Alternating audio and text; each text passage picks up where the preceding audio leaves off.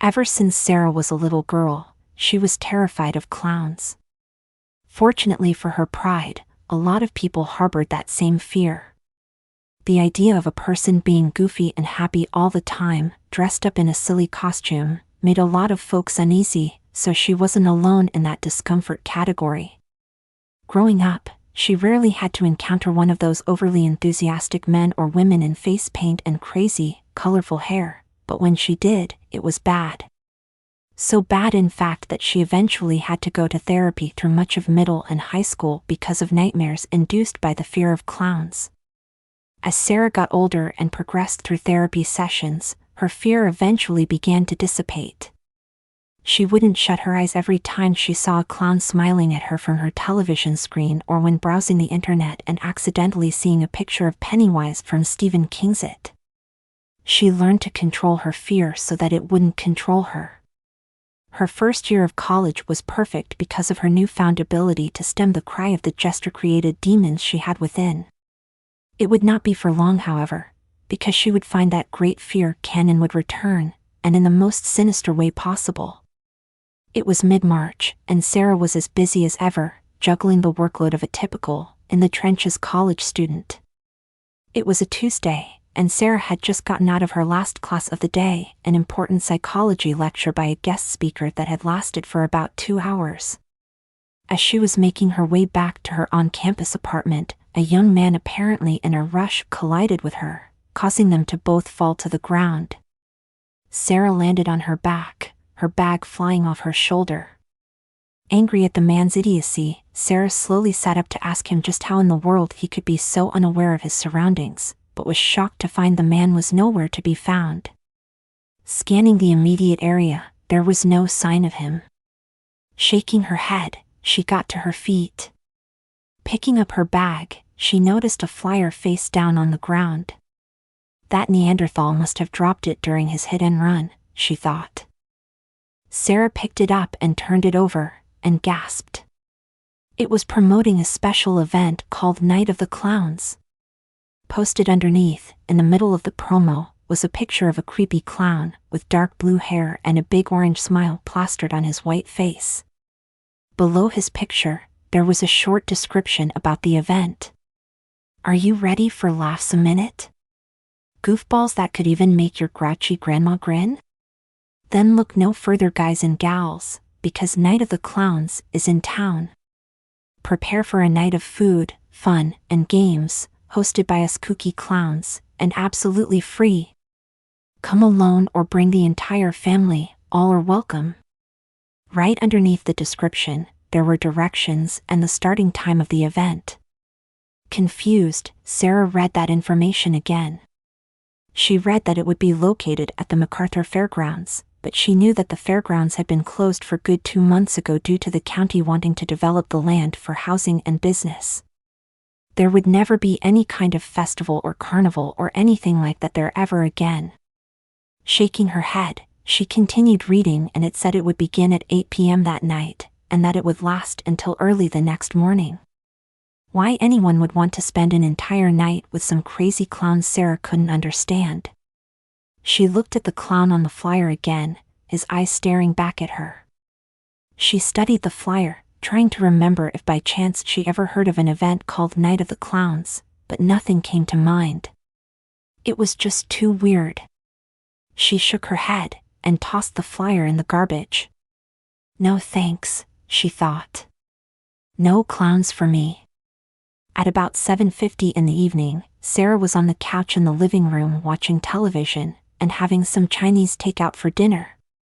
Her roommate Dawn was out with her boyfriend, so Sarah knew she'd be there alone for a while. As she sat there, Sarah figured she could give her boyfriend Jesse a call to see if he wasn't busy so he could come over, but then she remembered why he wasn't over her place by now anyway. He would be at work until midnight. Defeated by the realization she'd be home alone for a while, she sighed and ate a forkful of chow mein, flipping through the channels. She passed over shows like Dirty Jobs and Criminal Minds, not finding anything she wanted to watch, until she saw that Man of Steel was on HBO. As she began watching the movie, she noticed the picture of her TV begin to become fuzzy. Suddenly, the screen went from showing Superman fighting General Zod in Metropolis to a disturbing face of a sad clown with dark makeup. It was juxtaposed across the entire screen, and it made Sarah jump in her seat. The clown just stared at her and motioned for her to come closer. Sarah fumbled for the remote and shut off the TV. She shook her head. Damn clowns. For the life of her, she didn't know how in the hell it went from Superman to a freaky clown, but she didn't care. Enough TV for tonight. She looked at her phone and saw that it was 8 p.m. She jumped when her cell phone suddenly rang. She looked at the number and didn't recognize who the caller was. Sarah answered the phone. "Hello," she said. After a few moments of silence, a voice that sounded like Disney's Goofy responded. "We're waitin' for you, Sarah. We're starting the fun, and we need you here." Sarah tried to pinpoint anything about the silly voice that might seem familiar, and laughed. "Okay, who is this?"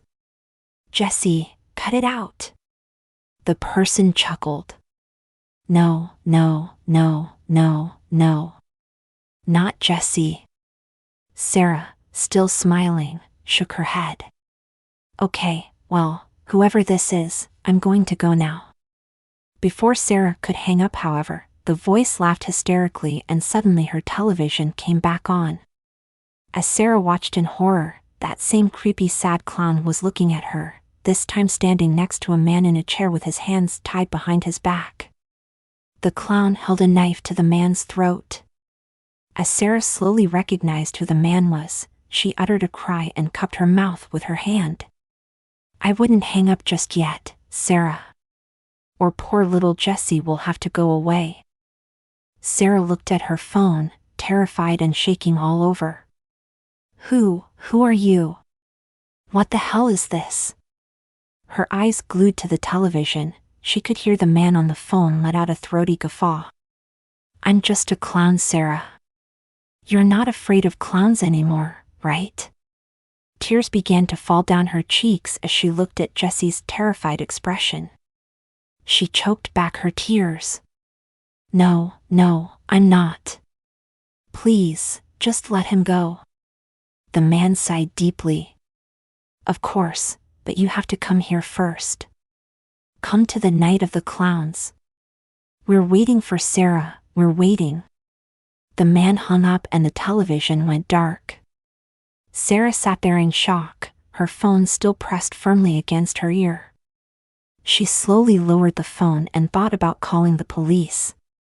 As she dialed 911, she realized that this wasn't a guy messing with her TV or some average Joe kidnapper. This was paranormal, something outside of the realm of logic entirely. She understood what she had to do to save her boyfriend. She had to go to the night of the clowns. Sarah drove as fast as she could to the MacArthur Fairgrounds outside of the city. The closer she drove to the area surrounding the fairgrounds, a thick, heavy fog enveloped her car. Before she knew it, she had arrived at the large, closed iron gate of the fairground entrance. She was shocked to see a grand marquee accompanied by a bubbly clown face greet her from above, bright strobe lights in different colors lighting up the night sky. She looked past the rusty bars of the iron gate and could see game booths and rides of all kinds. There was loud, carnival music booming into the air, and the distinct sound of children's laughter. What she didn't see, however, were people. Anywhere. It was as if the entire place was run by ghosts. Sarah slowly got out of her car, and almost immediately, the gate began to creak open. She cautiously approached the gate, looking around nervously. Suddenly, a group of clowns appeared before her, laughing and encouraging her to come inside. They wore an assortment of costumes, wearing different kinds of wigs and hats. There were male and female clowns, all flashing her painted, creepy grins. Sarah approached them, sweating with fear. "Okay, I'm here. Where is he?" One clown wearing a top hat and carrying a funny-looking cane looked at the rest of the clown posse and giggled. He looked at Sarah, and placed a hand on her shoulder. "We'll take you right to him, my dear. Then we can all have a splendid time." The clown wrapped an arm around her neck playfully, and all the other clowns giggled. Scared to say or do anything, Sarah allowed the clowns to lead her to Jessie. As she passed ride after ride, booth after booth, she noticed that more and more clowns surrounded her. She also noticed that their faces became more disturbing, their forms more monster-like, as they moved deeper into the twisted carnival. She saw clowns that were impossibly tall and slender reach out to her, smiling at her with stained, yellow teeth. She saw a clown hunched over like some type of animal, hissing at her, a tongue like a lizard's flicking in and out between her crimson lips. One clown she passed was wearing a crude, fleshy mask over his face, covered in blood. His red eyes seemed to shine like eerie orbs of light. The group of clowns escorting her finally arrived at a large polka dot tent. The clown in the top hat spun Sarah by the shoulders so she could face him. Sarah trembled as she looked into his evil, manic eyes. Where is he?" The clown tilted his head, motioning to the large tent. "Right in there, my dear. Go inside and we'll get started." He let go of her shoulders, and Sarah slowly walked into the tent. She was greeted by bright lights and great applause. She held a hand over her eyes, almost blinded by the light. She blinked several times and saw that there were hundreds of clowns sitting in bleachers surrounding her, all watching her with glee written all over their painted faces. In front of her she saw Jessie, still tied up in the chair, with that creepy, sad clown wielding the blade dangerously close to his neck. Sarah cried out in anger, and ran towards Jessie and the clown. She was mere steps away when the clown pressed the blade harder against Jessie's throat. Sarah looked at her boyfriend, and realized he had passed out. She looked at the menacing clown holding him hostage, fury in her eyes. "Let him go," she screamed. The clown just looked at her with his dark frown, and then at Jessie. He shook his head sadly, and without warning, slit Jessie's throat wide open. Blood sprayed everywhere as Jessie convulsed in the chair, a sickening gurgle coming from his throat as he stared at Sarah with terrified eyes. Sarah, without thinking, ran up to the clown and punched him in the face. The clown fell backwards, the knife flying from his gloved hand. The clown watched as Sarah cradled Jessie in her arms, tears streaming down her cheeks. Sarah felt Jessie go limp in her arms as blood ran down her chest. She heaved as she held his head, crying uncontrollably. He didn't deserve this, and she felt the inevitable wave of guilt come over her. "This is all my fault," she thought. A disturbing cackle to her right caused her to snap her head up, and she could see the sad-faced clown was slowly getting up, smiling at her. Gently laying Jessie's head down, Sarah quickly got up and picked up the knife. Before he could utter a word, she pounced on him, tackling him to the ground. With the mentality of a deranged animal stricken with grief, she stabbed the sad clown in the chest over and over and over. The clown cried out in protest, telling her to stop, but it was to no avail. Sarah stabbed him as hard as she could, laughing as he choked up blood and his eyes rolled back in his head. Even after the clown's eyes closed, his death apparent, Sarah kept stabbing him. After a few minutes, she finally stopped and stood up, her shirt stained with his blood now. She looked at the crowd. They were silent, unmoving, waiting for her next move. Crying, she threw the knife to the ground. "Are you happy now? Look what you've done to me," she screamed. The clowns just continued to watch her in silence. Finally, the clown with the top hat and funny cane entered the tent. His eyes widened when he saw the sad clown lying in a pool of blood. He looked at Sarah and smiled. Raising his arms in the air, he faced the crowd of clowns. "Wackos and jokers, jesters and loons, she has done it. Our Sarah has done it. Finally conquered her fear of us." The clown audience erupted into laughter and applause, jumping up and down in their seats. They threw flowers and streamers and sprayed silly string into the air. The clown approached Sarah, his grin getting wider as he got closer. She stared at him with the utmost hate in her eyes. "Just let me leave. Please," she cried. The clown shook his head and motioned to the crowd. "Leave? Why, my dear, you were never going to leave." Sarah looked at him, shaking her head in confusion. "But why? What have I done to you?" The clown laughed and wrapped his arm around her shoulders once more, pointing to the crowd. "Nothing, Sarah, you've done nothing to any of us. This isn't some kind of revenge thing. No, no, no. It's something far greater. A test." Sarah, tears in her eyes, looked at him. "A test?" He nodded. "Yes. A test. You passed with flying colors.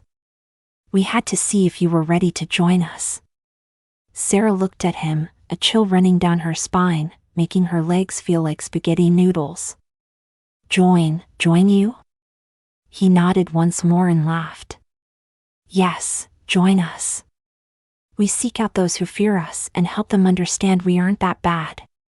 Once they finally understand, they become part of our big, crazy family. Forever." Sarah, horrified, tried to run away, but the clown held her tightly. She screamed, "Please, let me go. I lost my boyfriend, isn't that enough for you?" The clown shook his head. "He was just a part of our test. He isn't important. What's important is the fact that you passed. Now you're one of us. Here, take a look." The clown pulled a large red mirror from the back of his striped trousers and handed it to Sarah. She turned it over and saw her reflection. She screamed at the top of her lungs.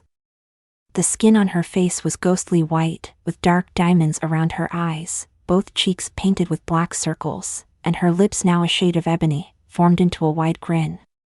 She tried to rub off the paint, scratching and pulling her skin to get the morbid makeup off her face. She then realized it wasn't paint at all, but the skin itself. Trembling, she saw another transformation while looking at her reflection. Her eyes changed color, turning from a medium brown to a mosaic of green and red. She felt a discomfort in her mouth, and felt around with her tongue. She opened her mouth, screaming once more. Her teeth had become canine-like, protruding from under her dark lips. Shaking, she almost collapsed in the clown's arms. He giggled and held her. She looked at him. What have you done to me?" she asked weakly. He gave her a remorseful look and motioned to the crowd. "Nothing, dear Sarah. We just made you part of the family." The clown audience erupted into fits of laughter once more, and Sarah watched them. She studied their faces for the longest time before looking up at the clown holding her. They were demented, but happy, she thought. Happy. The sound of their laughter soon became soothing, comforting in a strange way. Like a relaxing tune you listen to before you drift off to sleep. Slowly, a smile came to her face and she giggled. And then began laughing hysterically. Nothing else could be heard but the sound of the clown's laughter, floating up out of the tent and into the cold, dark night.